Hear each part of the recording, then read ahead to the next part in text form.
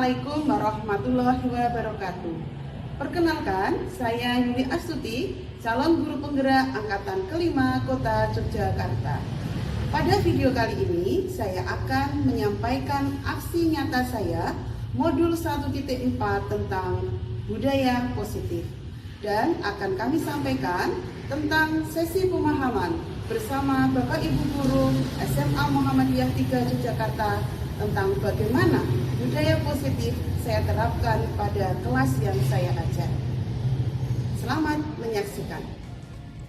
Pada aksi nyata modul 1.4 ini, calon guru penggerak diminta untuk melakukan praktik pembelajaran dengan menerapkan budaya positif di dalam kelas. Setelah itu, pengalaman pembelajaran penerapan budaya positif hendaknya ditularkan kepada rekan-rekan teman sejawat yang ada di lingkungan sekolah maupun di luar lingkungan sekolah. Dalam hal ini, setelah saya melaksanakan pembelajaran positif di kelas yang saya ajar, kemudian saya informasikan kepada Bapak Ibu Guru SMA Muhammadiyah 3 Yogyakarta. Sosialisasi pertama saya laksanakan pada hari Senin tanggal 22 Agustus tahun 2022 melalui forum rapat dinas. Kegiatan tersebut saya tindak lanjuti dengan mengundang sejumlah guru dan juga perwakilan dari komunitas praktisi MGMP Sejarah Kota Yogyakarta untuk melakukan diskusi sekaligus pemaparan praktik baik penerapan budaya positif yang telah saya laksanakan. Kegiatan ini saya laksanakan pada hari Rabu tanggal 31 Agustus tahun 2022. Berikut adalah rekaman video pelaksanaan sesi berbagi pemahaman tentang budaya positif di sekolah yang saya ajar. Bismillahirrahmanirrahim. Assalamualaikum warahmatullahi wabarakatuh. Berikut saya sampaikan susunan acara pada siang hari ini. Yang pertama adalah pembukaan, kemudian yang kedua adalah sambutan dari kepala sekolah, ketiga adalah pemaparan budaya positif dan sesi berbagi pemahaman tentang penerapan budaya positif di kelas. Kemudian yang keempat dan terakhir adalah penutup. Untuk pembukaan, marilah bersama-sama kita membaca bersama-sama. Bismillahirrahmanirrahim. Cara yang kedua yaitu sambutan dari kepala sekolah, yaitu Bu Fitri Sari Sumawati. Persilahkan. Bismillahirrahmanirrahim. Assalamualaikum warahmatullahi wabarakatuh. Waalaikumsalam warahmatullahi wabarakatuh. Alhamdulillahirabbil alamin. Rabbi shrah li sadri wa yassir li amri wahlul 'uqdatam min lisani yafqahu qawli. Raditu billahi rabban wa bil islami dinan wa bi Muhammadin nabiyyan wa rasulah. Rabbi zidni ilman warzuqni fahma. Amin. Yang kami hormati Ibu Yuli Astuti MPD selaku pemateri atau narasumber di siang hari ini untuk implementasi budaya positif, dan rekan-rekan seperjuangan saya, guru-guru SMA Muhammadiyah 3 Yogyakarta yang siang kali ini hadir pada acara seminar implementasi budaya positif SMA Muhammadiyah 3 Yogyakarta.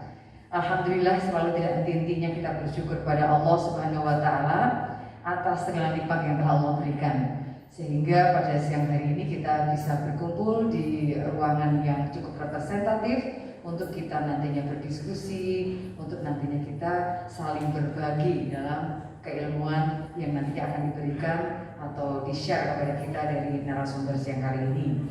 Dan berikutnya tidak lupa juga kita selalu tidak henti-hentinya menjunjung tinggi salam dan sholawat, ya, salam dan sholawat kita kepada Rasulullah Muhammad SAW yang telah menjadikan dunia ini penuh dengan terang benderang dan iman Islam ihsan kita selalu ada pada diri kita.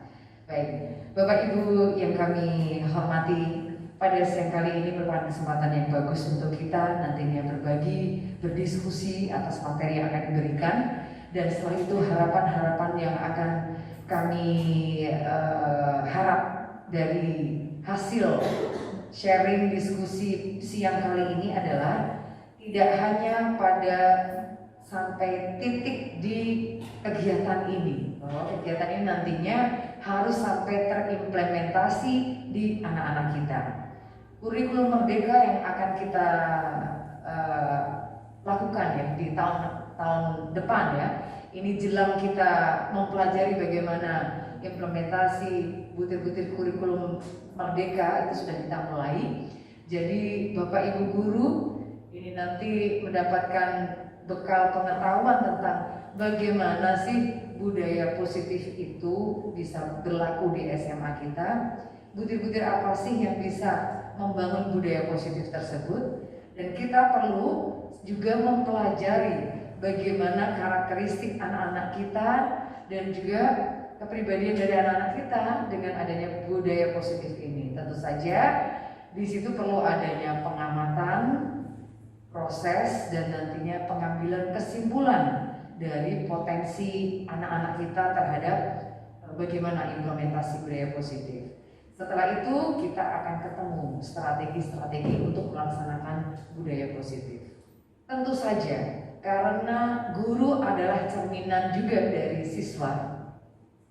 Ya, jadi dari guru ya, dari diri kita lah nantinya setelah kita menerapkan apa yang disampaikan oleh narasumber bahwa oh seperti ini ya budaya positif. Itu ke diri kita itu harus juga kita lakukan. Akhirnya nantinya apa yang menjadi budaya kita akan mudah diserap oleh anak-anak kita dan dilaksanakan oleh anak-anak kita kalau kita memahami dan juga melakukan atau melaksanakan atau mengimplementasikan juga.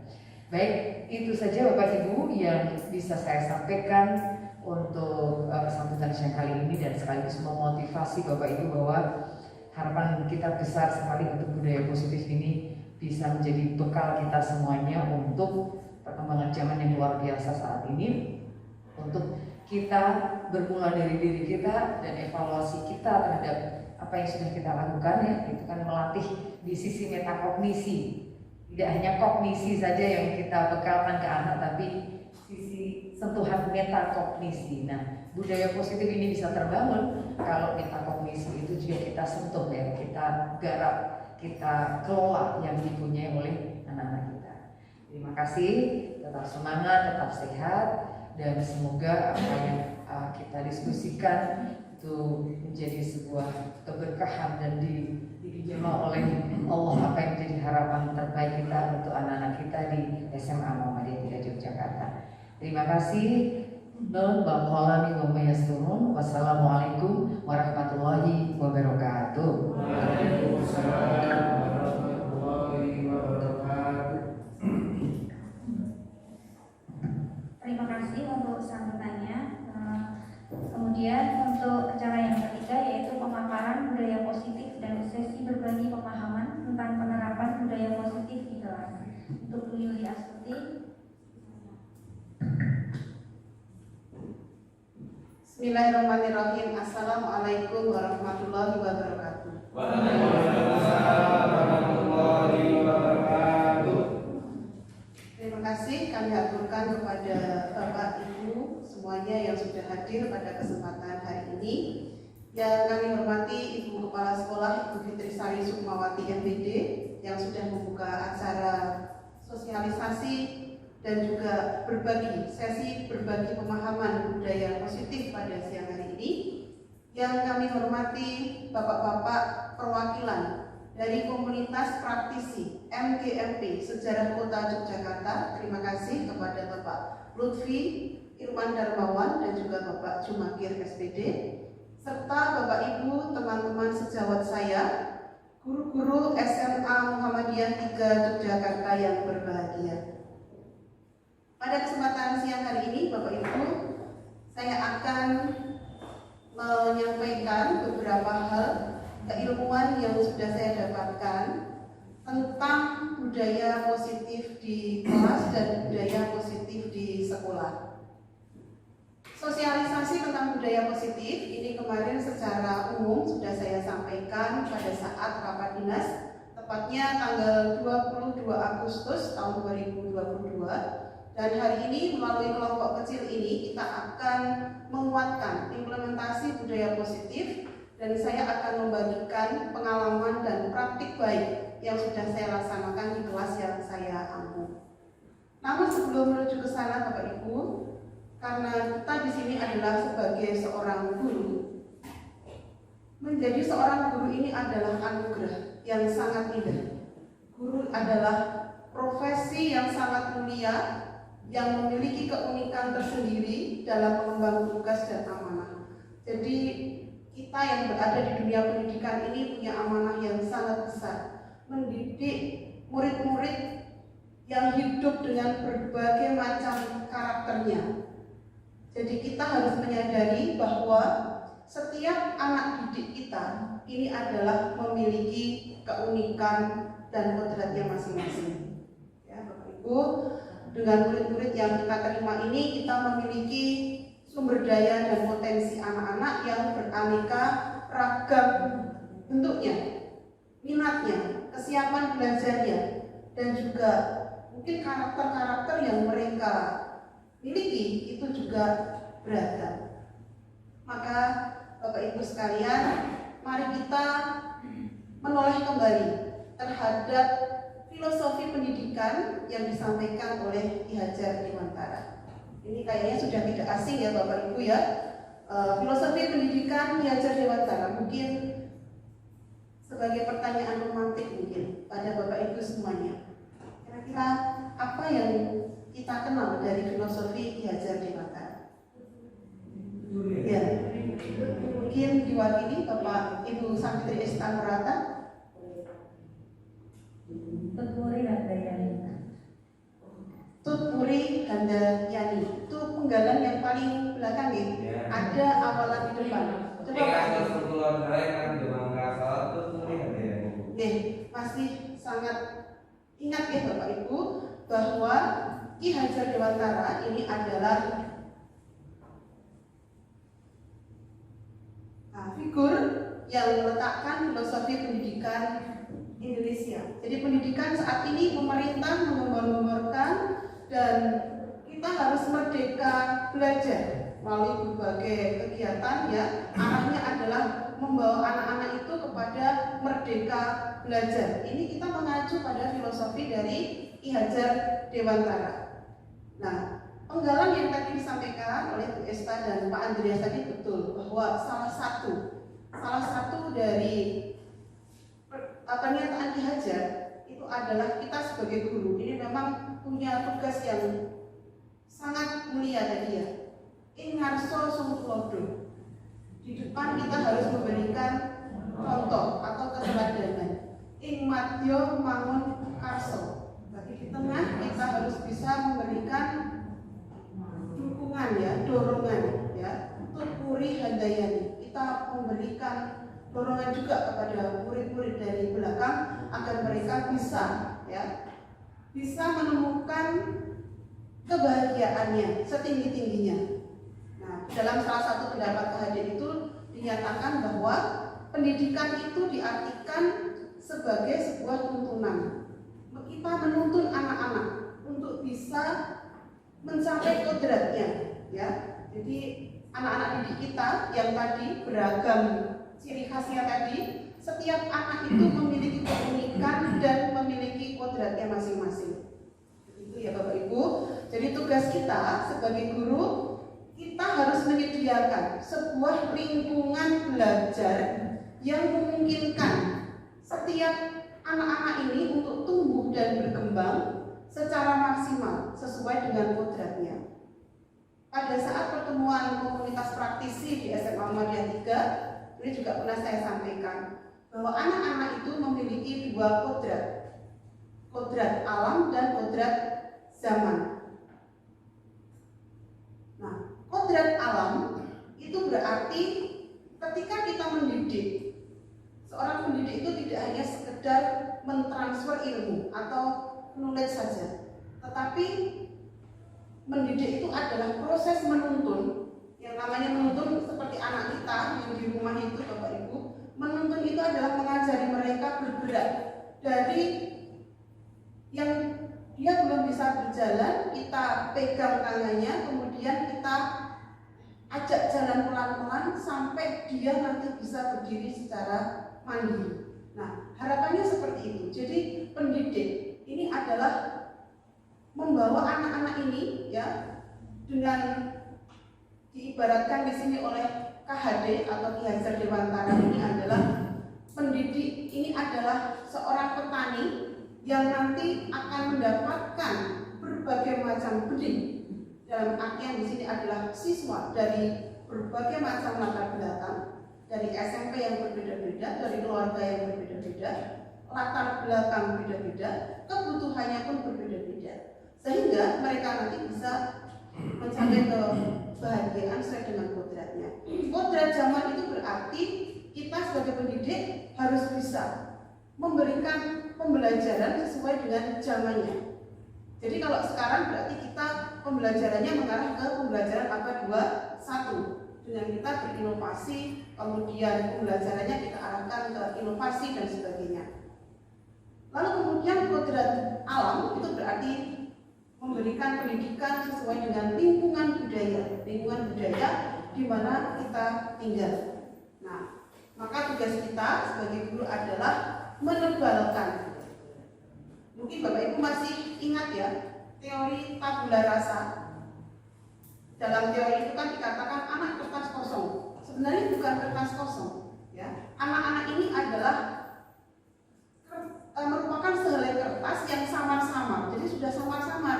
Tugas kita sebagai guru adalah menebalkan bagian yang samar-samar itu agar berkembang sesuai dengan kodratnya tadi.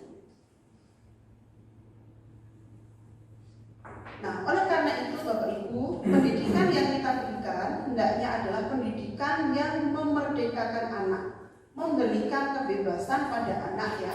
Memberikan kebebasan itu bukan berarti bebas secara vulgar, tapi kebebasan itu adalah kebebasan sesuai dengan kebutuhan yang harus dia penuhi, ya, sesuai dengan kebutuhan yang mereka penuhi tadi. Maka nanti ke depan Bapak Ibu mungkin saya juga akan menyampaikan tentang pembelajaran berdiferensiasi. Nah, ini ada trik-trik bagaimana di kelas kita harus bisa memberikan pembelajaran berdiferensiasi. Dari sinilah Bapak Ibu, dari filosofi Ki Hajar Dewantara ini kita harapkan kita semua pendidik punya visi terhadap murid. Apa yang akan saya capai dari murid kita di masa depan? Coba saya beri waktu beberapa detik untuk Bapak Ibu semuanya. Bayangkan visi apa yang ingin Bapak Ibu capai kepada murid-murid kita di kelas.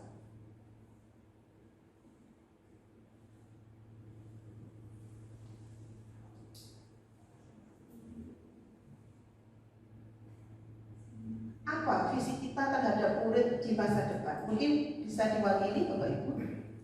Cita-citanya Bapak Ibu, visi adalah cita-cita, harapan. Bapak Andreas, monggo. Saya bermimpi ya Bu. Jadi bermimpi bahwa anak SMA Muda itu anak yang sangat beragam. Saya ingin sekali anak yang memang benar-benar kita terima itu seperti apa yang sudah pernah saya alami, yaitu anak yang memang benar-benar berkebutuhan khusus itu nanti bisa tuntas, walaupun ya kita terseok-seok dalam menuntaskan anak tersebut. Tetapi intinya saya itu mimpi saya adalah memberikan gambaran kepada teman-teman guru bahwa anak yang memang benar-benar kebutuhan khusus itu harus kita rangkul, kita dekati, tidak langsung dijudge bahwa anak itu kamu nggak bisa, itu jangan. Jadi kita tuntaskan sampai mereka lulus dari SMA Muhammadiyah. Saya bercita-cita seperti itu. Terima kasih. Baik, bagus sekali Pak Andreas. Jadi Pak Andreas sebagai guru juga sudah memiliki visi yang akan dicapai dari anak-anak itu seperti apa. Nah, Bapak Ibu sekalian, untuk mencapai visi itu, maka kita harus mengenali bahwa kita sebagai guru itu memiliki nilai dan peran. Nilai dan peran. Nah, apa sih sebenarnya nilai-nilai yang harus kita kembangkan dari kita sebagai guru ini? Yang pertama adalah nilai mandiri. Nah, nilai mandiri ini harus kita kembangkan Bapak Ibu.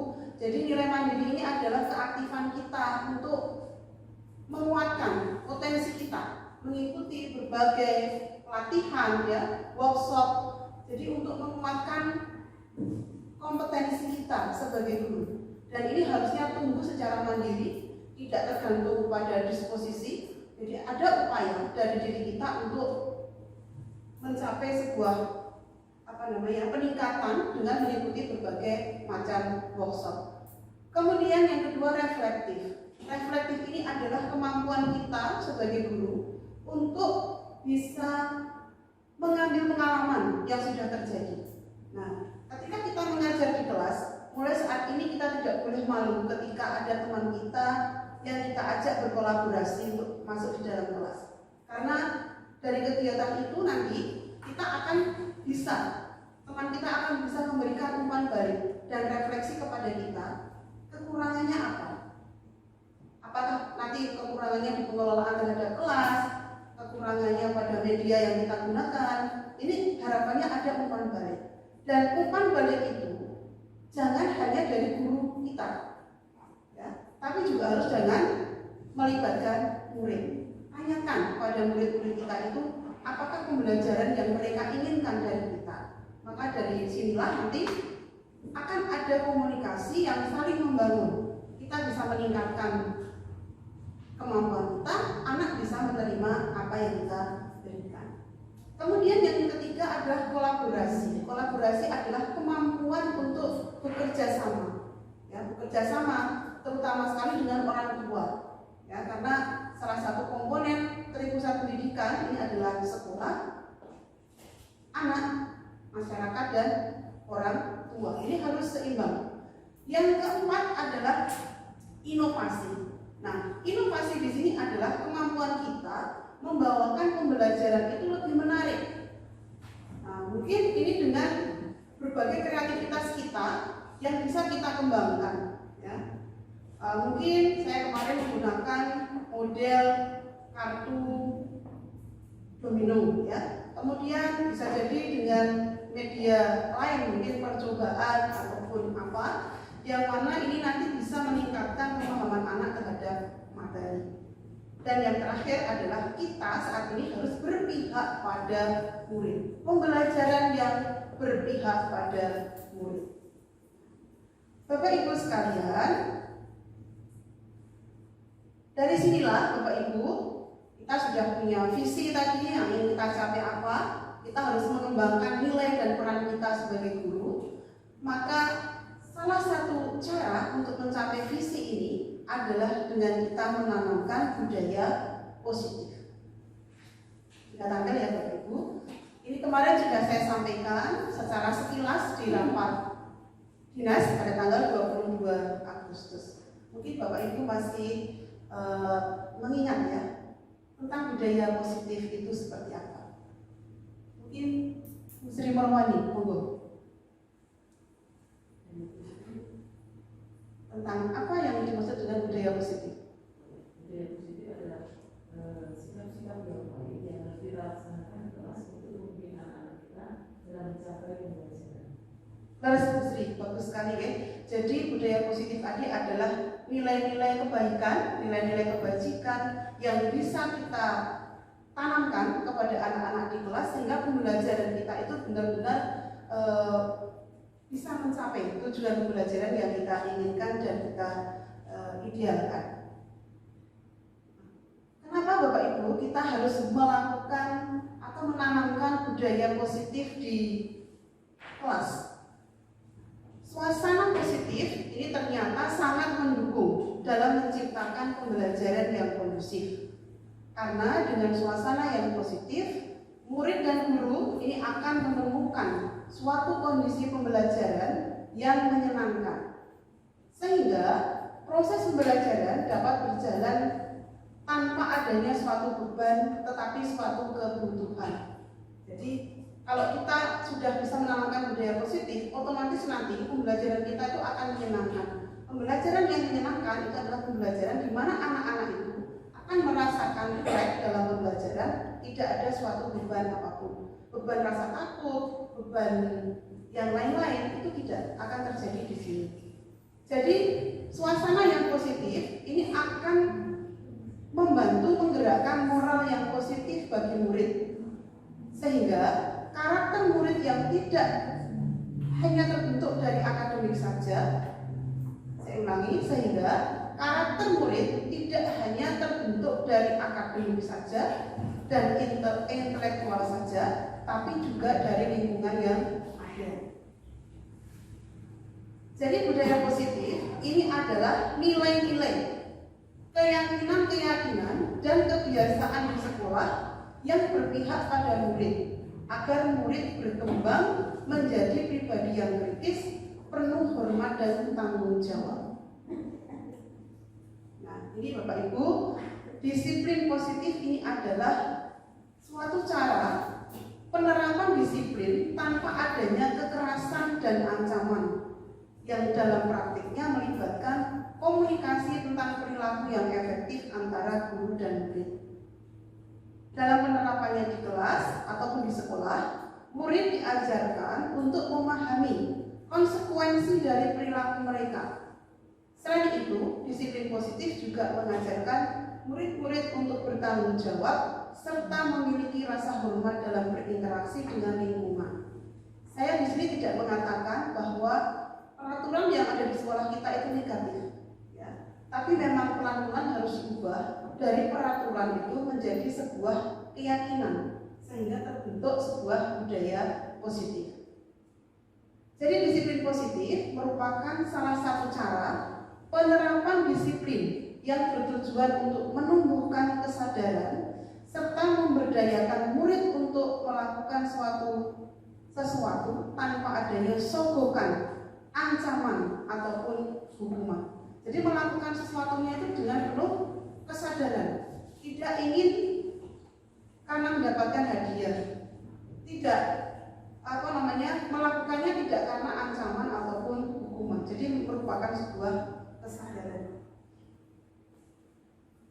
Nah, disiplin positif ini akan menumbuhkan nilai-nilai kebajikan, ya, akan menumbuhkan nilai-nilai kebajikan, dan harapannya adalah akan terwujudnya profil pelajar Pancasila. Ini memang saya ulang-ulang ya Bapak Ibu ya, profil pelajar Pancasila, supaya kita semakin mengenali profil pelajar yang seperti apa yang diinginkan dari ini ya, kurikulum Merdeka: beriman dan bertakwa, kebinekaan global, bergotong royong, mandiri, bernalar kritis dan kreatif. Nah, nilai-nilai kebajikan itu kan sangat banyak ya. Nilai-nilai kebajikan itu ada saling menghormati, kemudian ada saling menghargai, kemudian nilai-nilai kebajikan yang lain, yang kebaikan-kebaikan yang lain. Nah, nanti harapannya dengan ditanamkan di kelas itu nanti murid ini akan bisa menuju profil pelajar Pancasila. Apabila nanti budaya positif ini sudah terbentuk, maka akan ada yang namanya keyakinan kelas, ya, keyakinan kelas. Nah, ini saya berikan ini pertanyaan pemantik, mungkin baiknya bisa diedarkan ke utara. Menurut Bapak Ibu, mengapa keyakinan kelas dan bukan peraturan kelas saja? Yang kedua, mengapa adanya keyakinan kelas penting untuk terbentuknya sebuah budaya positif? Monggo Bu Dian.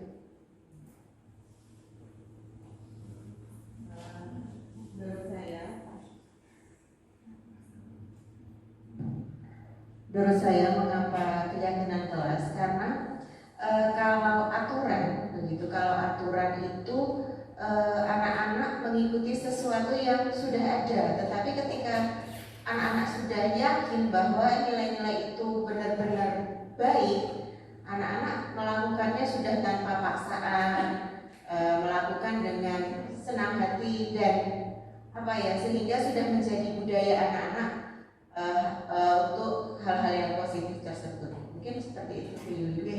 bagus sekali. Mungkin pendapat lain, Ibu Retno Ermawati.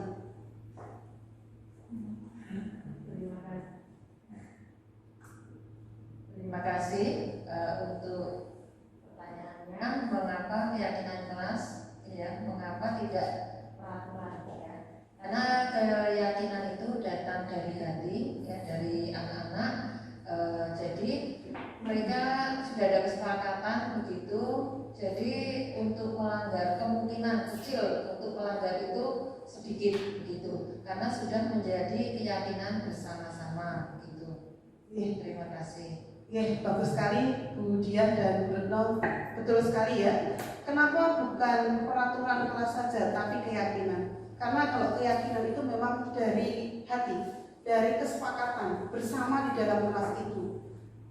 Kadang-kadang, seringnya ya kita, anak-anak ini kan kita berikan peraturan A, B, C, D.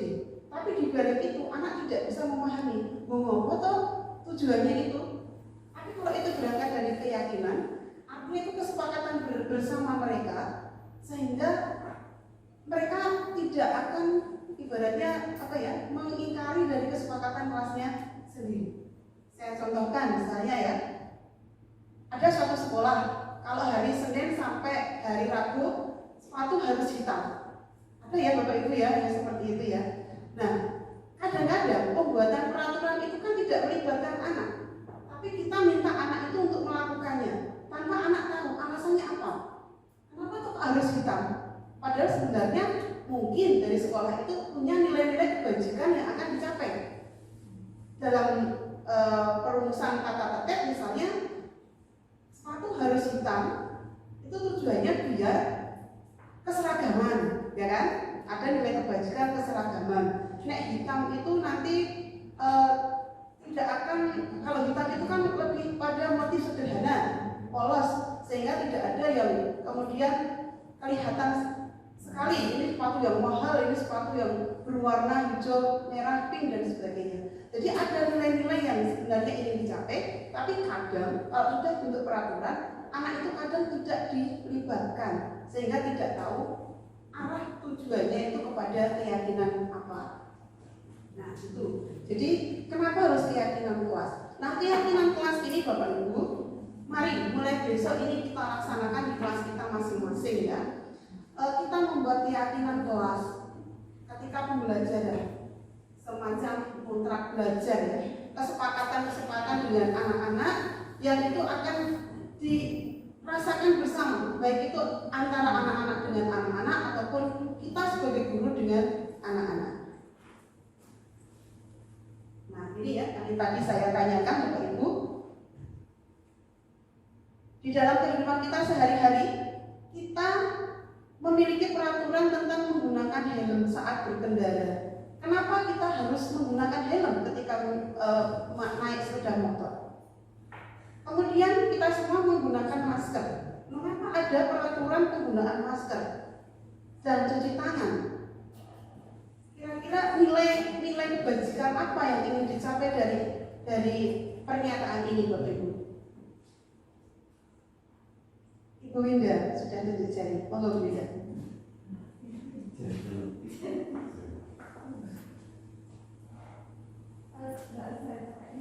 Ya, monggo langsung Bu Winda. Kalau penggunaan helm tentu saja agar keselamatan jalan ketika terjadi kecelakaan ada pelindung kepala itu. Kalau untuk penggunaan masker dan mencuci tangan setiap saat itu karena pandemi COVID ini, virus corona itu kan menular dari udara, jadi harus menggunakan masker dan juga tangan itu kan juga sumber penyakit itu sebagaimana. Jadi sebelum melakukan aktivitas makan atau apapun harus selalu mencuci tangan. Oke, betul sekali ya Bapak Ibu ya. Itu yang dinamakan keyakinan. Jadi keyakinan itu seperti itu. Kenapa kita menggunakan helm? Kemungkinan jawabannya adalah keselamatan. Ya, kita sudah meyakini bahwa pakai helm kita akan selamat. Gitu ya. Jadi keyakinan seperti itulah yang nanti akan kita bangun bersama anak-anak di dalam kelas kita.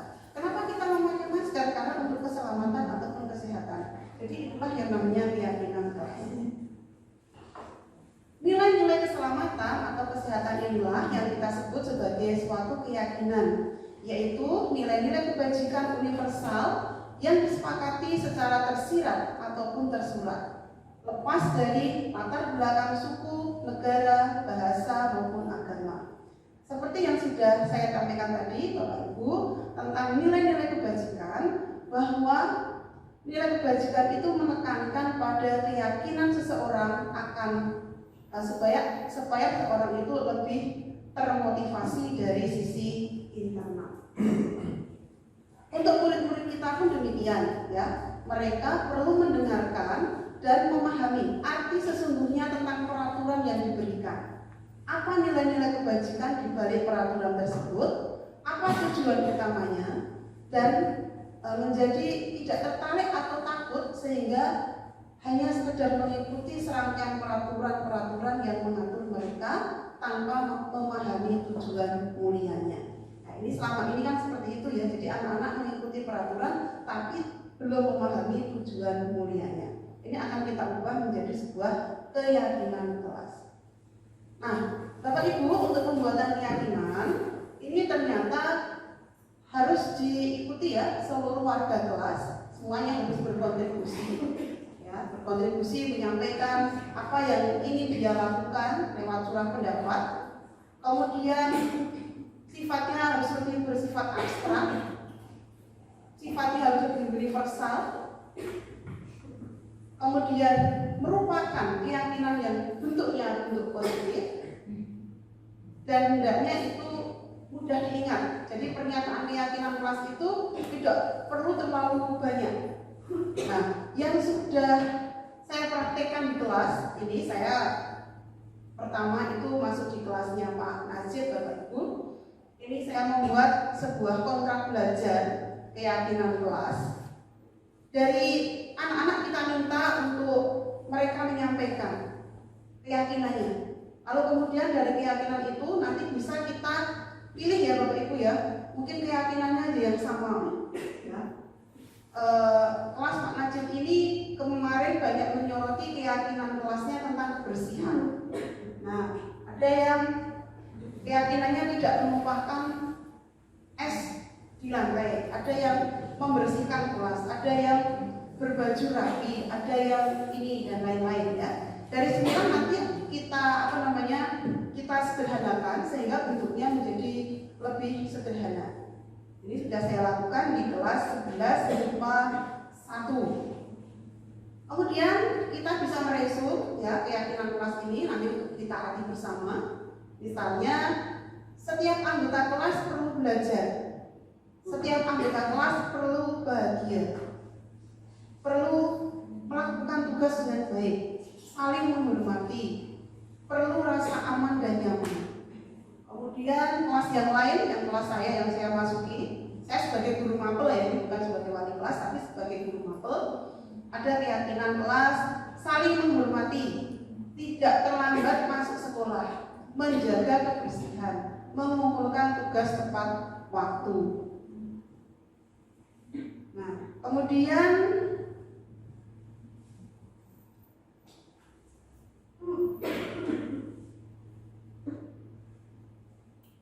ini Bapak Ibu yang kemarin juga saya di kelas lain. Mari kita lihat, ternyata anak-anak juga punya keyakinan yang sangat positif.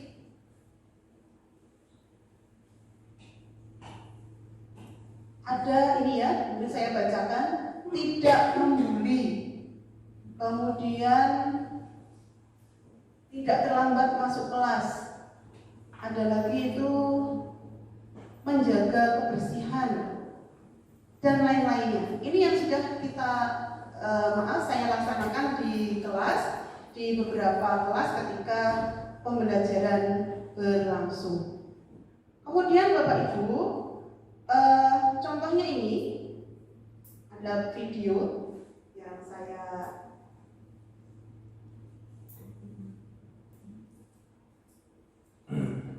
ini video dari kelas 11 IPA 1. Assalamualaikum warahmatullahi wabarakatuh.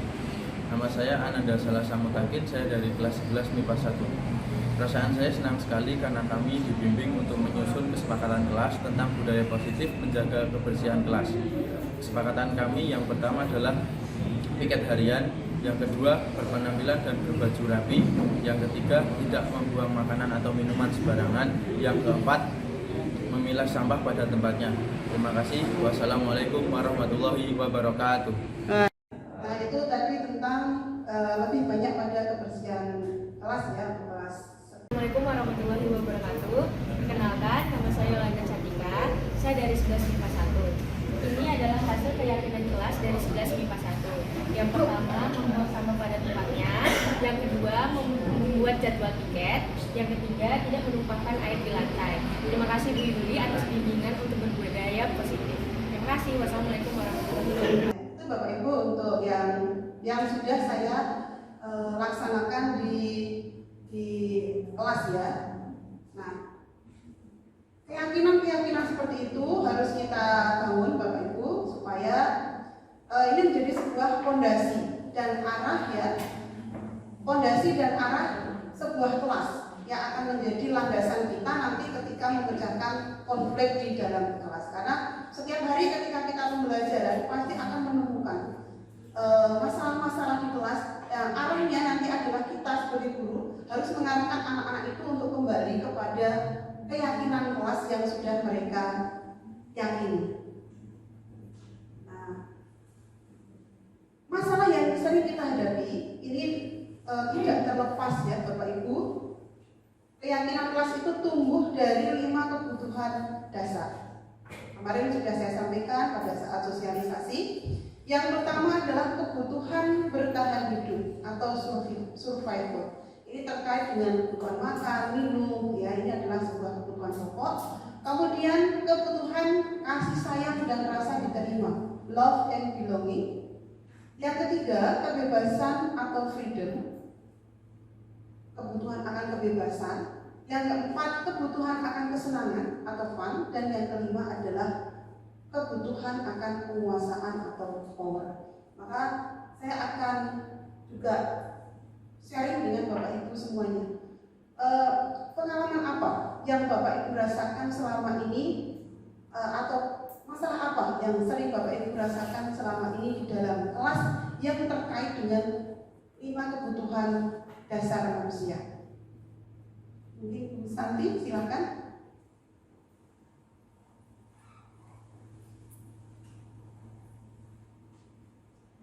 Pengalaman saya untuk keyakinan kelas tentang 5 kebutuhan pokok manusia ini mungkin lebih ke kasih sayang ya, untuk kasih sayang yang diterima untuk anak-anak kita kan sekolahnya sekolah swasta.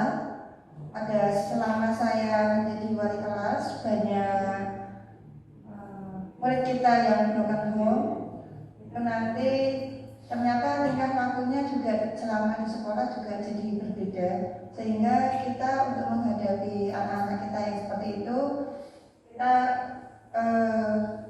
perlukan berikan kasih sayang sebagai orang tua, pengganti orang tua di sekolah, agar pelampiasannya kekurangan kasih sayangnya di rumah bisa kita gantikan, atau agar siswa itu tidak melampiaskan kekurangan kasih sayang itu ke hal-hal yang negatif. Jadi kita masukin ke hal-hal yang positif agar anak-anak kita tetap baik dan terpenuhi kebutuhannya.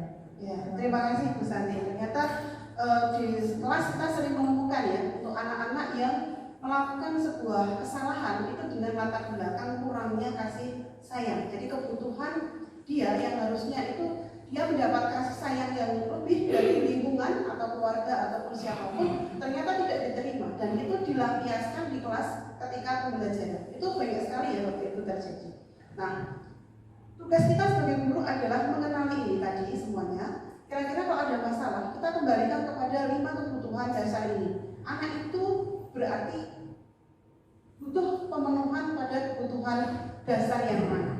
Nah, mungkin ini Bapak Ibu, kita realita, kita coba amati kondisi pembelajaran kita. Selama ini adakah siswa yang pura-pura izin ke toilet padahal jajan ke kantin? Banyak ya. Kira-kira ini kebutuhan apa? Survival, kebebasan atau apa? Kita kembali ke sini. Kalau ada siswa ke kantin, izin ke kantin, izin pelajaran keluar dari kelas, kemudian ke kantin.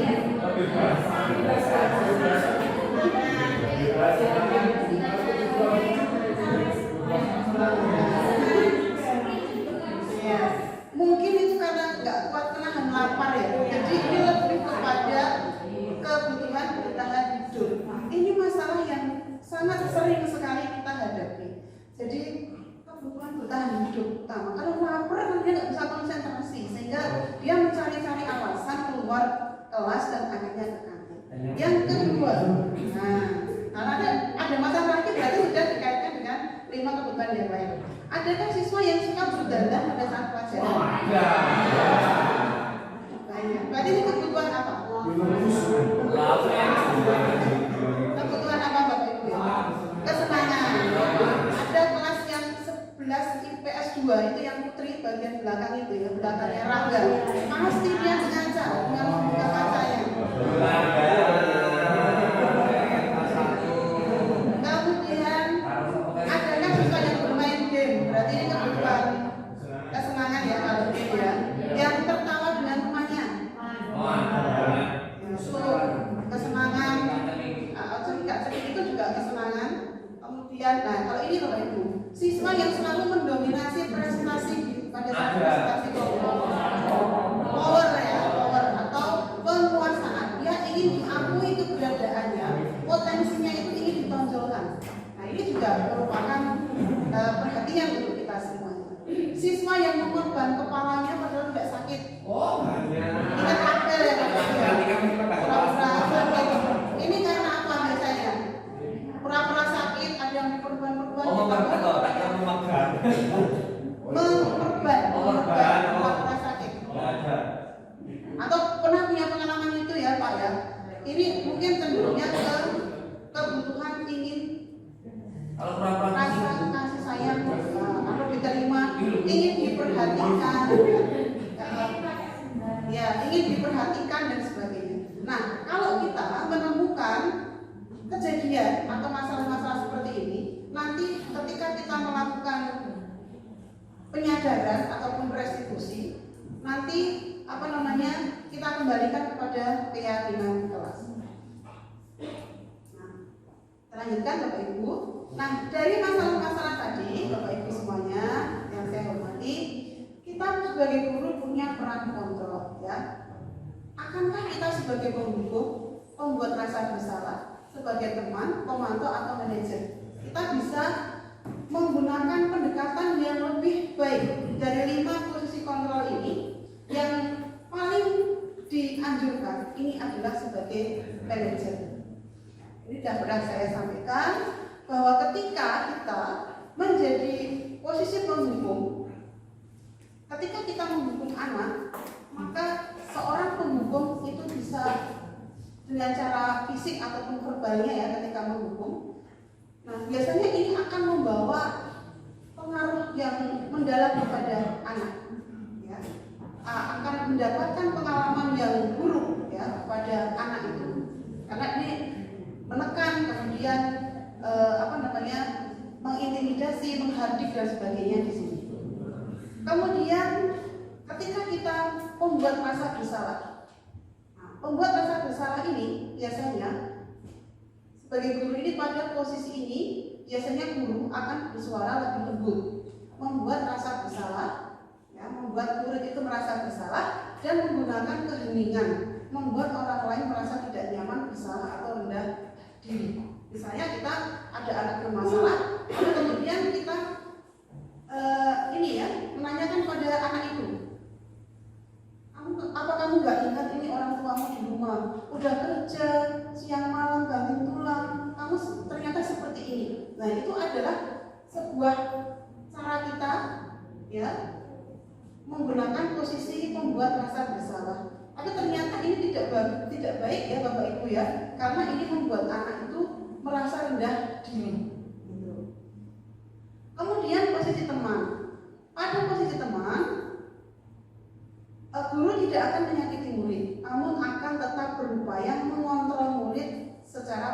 pasif. Posisi teman ini bisa berdampak negatif ataupun positif. Positifnya di sini berupa hubungan baik akan terjalin antara guru dengan murid.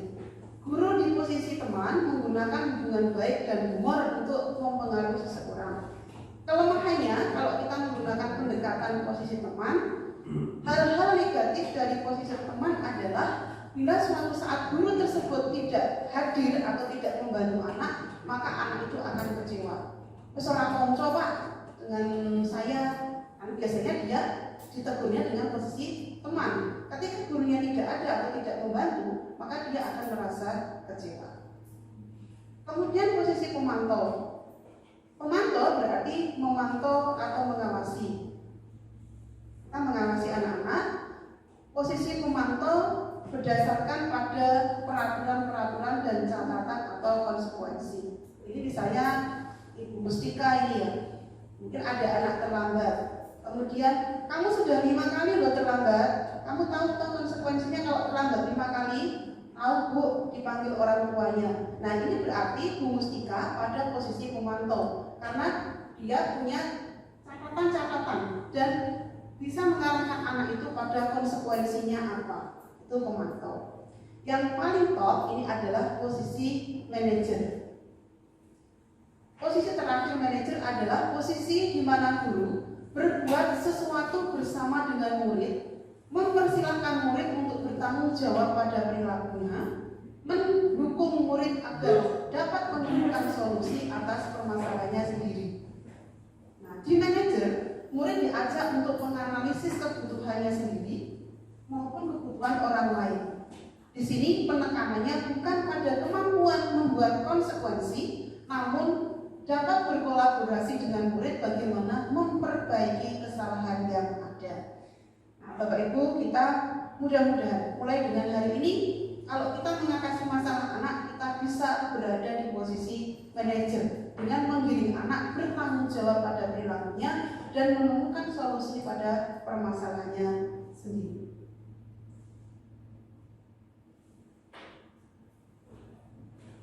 Nah, untuk mengatasi masalah anak, ini ada 3 segitiga ya Bapak Ibu ya. Namanya segitiga restitusi.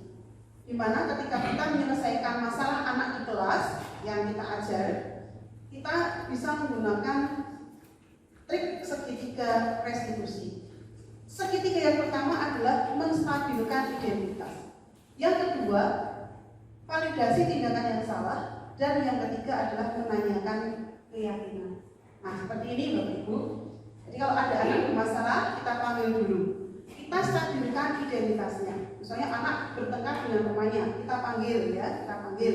Kalau kita stabilkan, biarkan dia menceritakan kenapa ya, mungkin mereka masih bersikeras dengan pendapatnya, yang salah siapa, yang salah si ini, si itu. Kita stabilkan dulu identitasnya.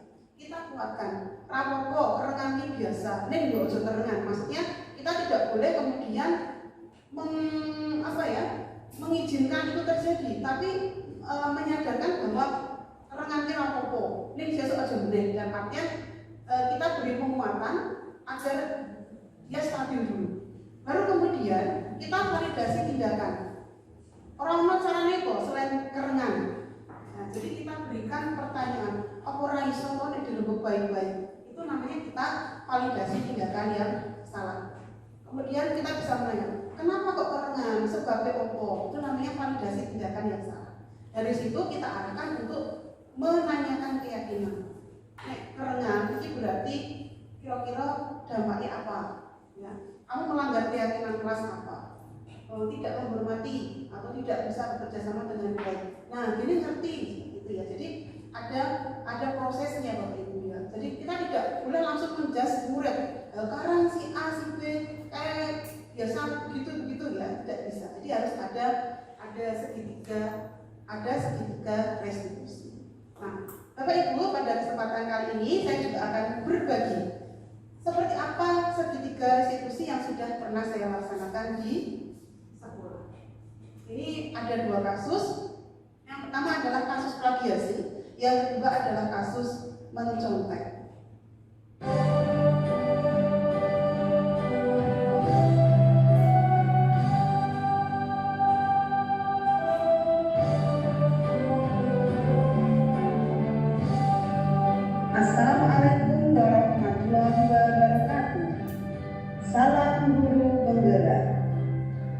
Bapak yang hebat, bertemu kembali dengan saya Yuli Astuti, calon guru penggerak Angkatan Kelima Kota Yogyakarta. Pada video kali ini, saya akan melakukan demonstrasi kontekstual mempraktikkan segitiga restitusi modul 1.4. Dalam sebuah kelas, guru perlu menanamkan disiplin positif pada murid sebagai bagian dari budaya positif di sekolah. Apabila siswa melakukan kesalahan, salah satu langkah yang bisa dilakukan oleh guru adalah dengan menerapkan restitusi, sehingga mereka menjadi murid yang merdeka. Segitiga restitusi adalah tahapan tindakan yang dilakukan oleh guru untuk membawa siswa mentaati peraturan kelas yang telah ditetapkan. Selain itu, juga memungkinkan siswa untuk secara sadar dan terbuka ketika melakukan kesalahan. Ini langsung saya percepat ya Bapak Ibu. Ini ketika saya panggil siswa masuk di ruangan saya, karena dua siswa ini yang pertama kasusnya adalah plagiasi esai, yang kedua adalah mencontek. Jadi saya praktekkan segitiga restitusi.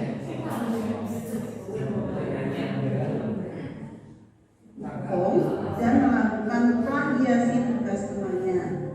Sedangkan kasus yang kedua adalah siswa mencontek pada saat ulangan.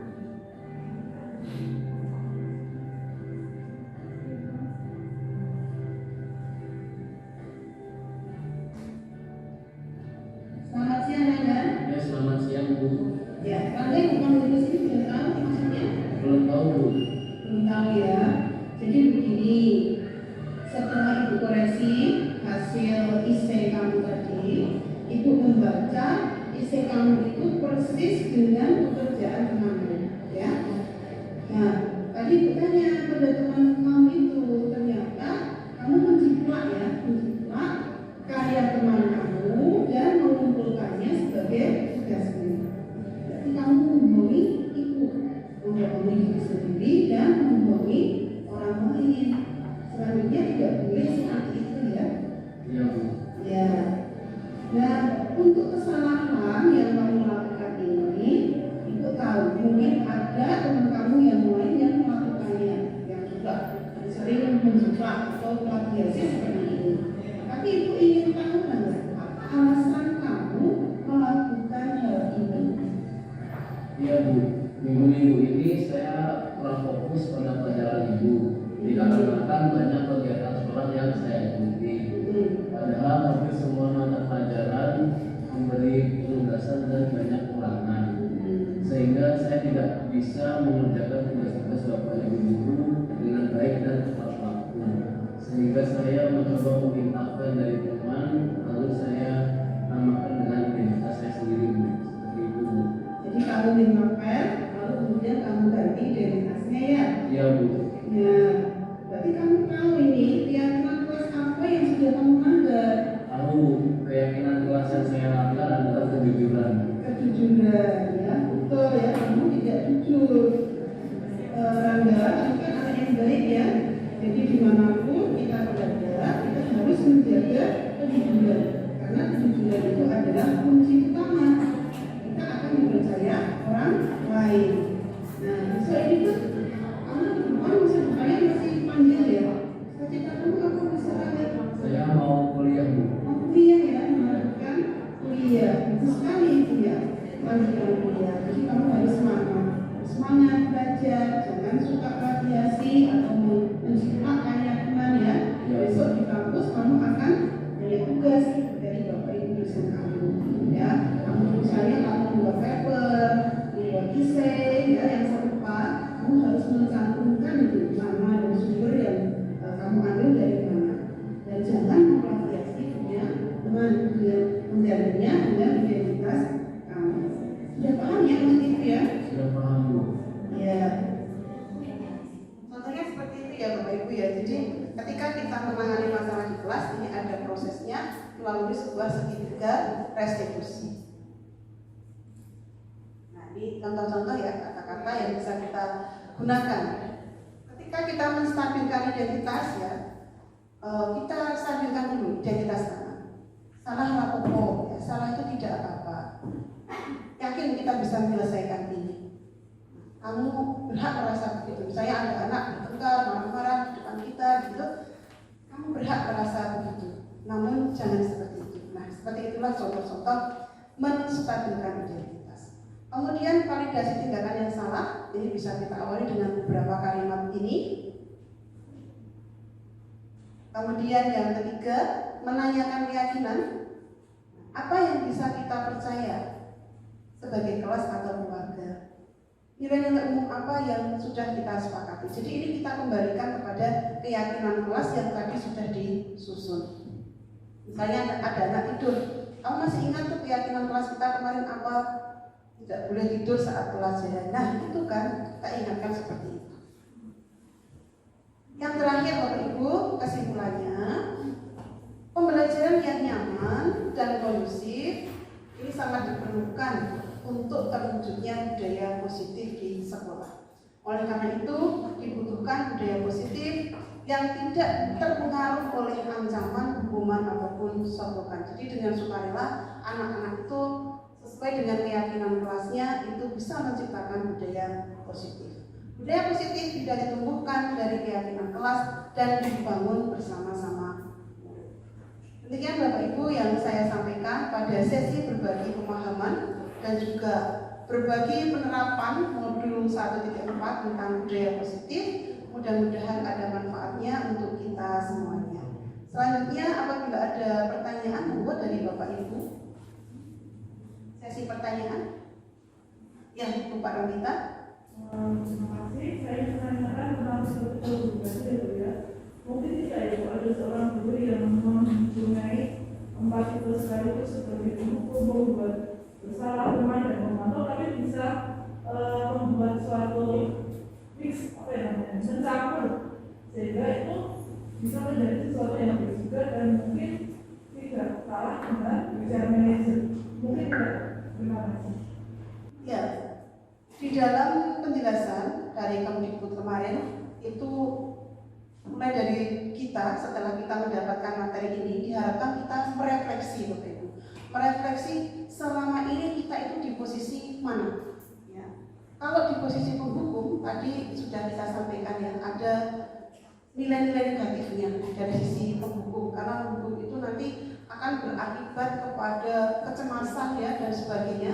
Bahkan kalau kita terapkan bisa jadi anak itu menjadi trauma. Ini kan kebetulan kita ini di jenjang SMA ya, yang anaknya sudah besar-besar. Tapi kalau posisi penghukum itu diberikan pada anak-anak usia dini ataupun di anak-anak TK, PAUD, SD, itu nanti bisa menyebabkan sebuah trauma karena kematangan sosial emosional anak-anak atau murid itu berbeda-beda. Karena gini, kalau kita terbiasa dengan posisi penghukum, itu biasanya kita tidak mau tahu.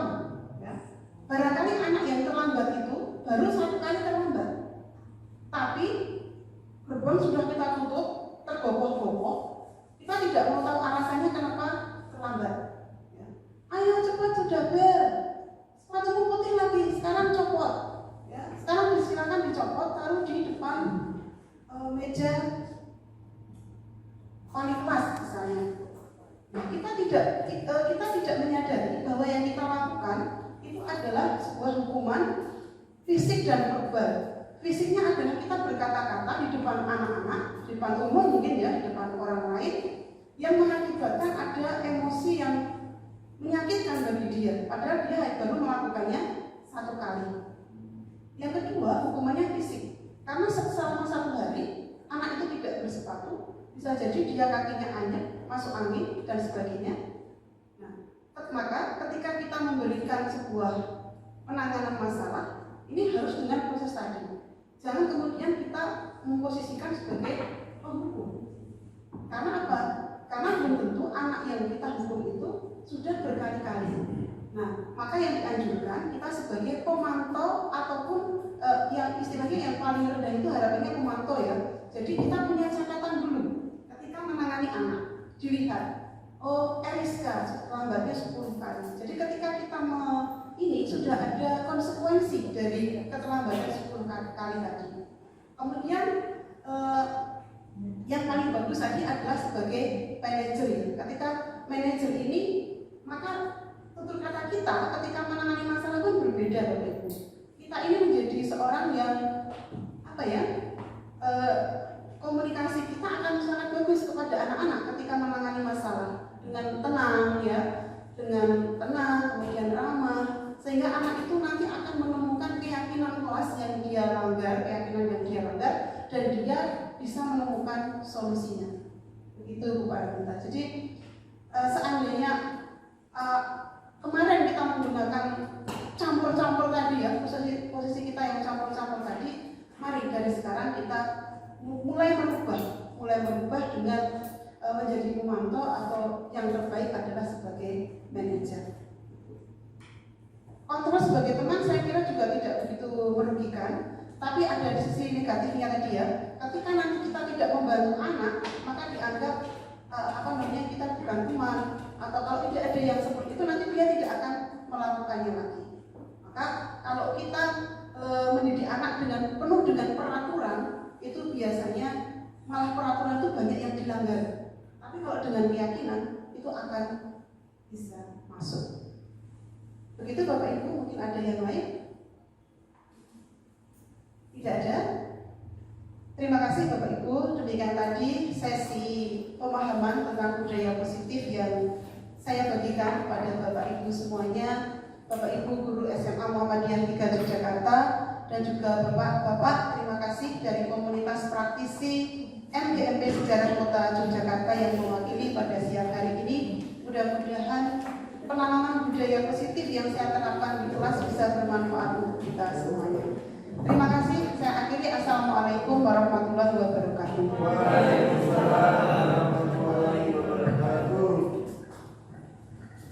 Ya, terima kasih untuk Bu Yuli.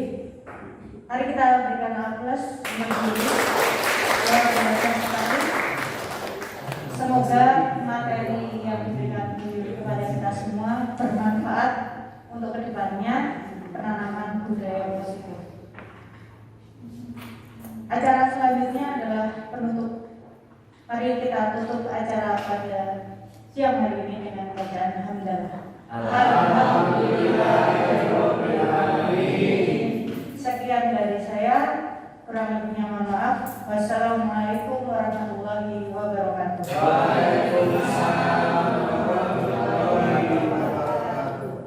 Assalamualaikum warahmatullahi wabarakatuh. Saya Retno Ermawati MPD, guru SMA Muhammadiyah 3 Yogyakarta. Rasanya senang sekali hari ini mendapat materi tentang budaya positif di sekolah. Ini sangat penting bagi seorang guru untuk bisa menangani permasalahan di kelas dengan mengembalikan dan mengarahkan siswa untuk memperbaiki kesalahan tersebut dengan melihat pada keyakinan kelas yang disusun. Terima kasih. Assalamualaikum warahmatullahi wabarakatuh. Assalamualaikum warahmatullahi wabarakatuh. Saya Aini Nurjannah, salah seorang guru di SMA Muhammadiyah 3 Yogyakarta. Materi dan sesi yang disampaikan oleh Ibu Yuli Astuti sangat bermanfaat sekali karena kita jadi tahu tentang cara menanamkan budaya positif di sekolah, sehingga kita bisa menjalankan fungsi kontrol kita sebagai guru, terutamanya posisi kontrol kita sebagai manajer. Terima kasih. Assalamualaikum warahmatullahi wabarakatuh. Demikian nyata sesi berbagi pemahaman tentang budaya positif yang sudah saya lakukan di SMA Muhammadiyah 3 Yogyakarta. Terima kasih. Wassalamualaikum warahmatullahi wabarakatuh.